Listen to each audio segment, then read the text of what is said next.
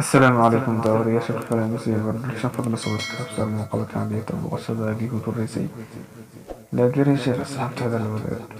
mahadsanid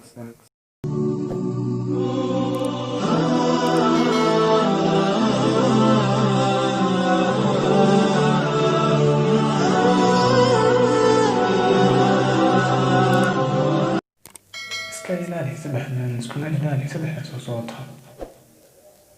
iska ilaali ana aad ku dashato qofka wadihiisa iskuna ilaali waxaad haysatid kuna qanacsan oo isla markaa iska ilaali in ay wax kugu dhacaan ilaa sabab iskuna ilaalisa markaa marka ay waxaasina kugu dhacaan iska ilaali sacka weynida markaad wax bixaysid iskuna ilaali sadaqada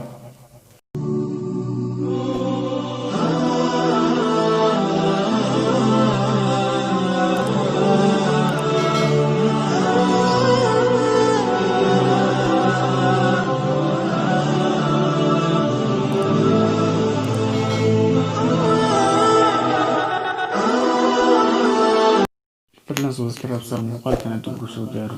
like share asxaabtada la wadaag nooga reeb fikirkaaga qaybta hoose ee kommentiga mahadsanid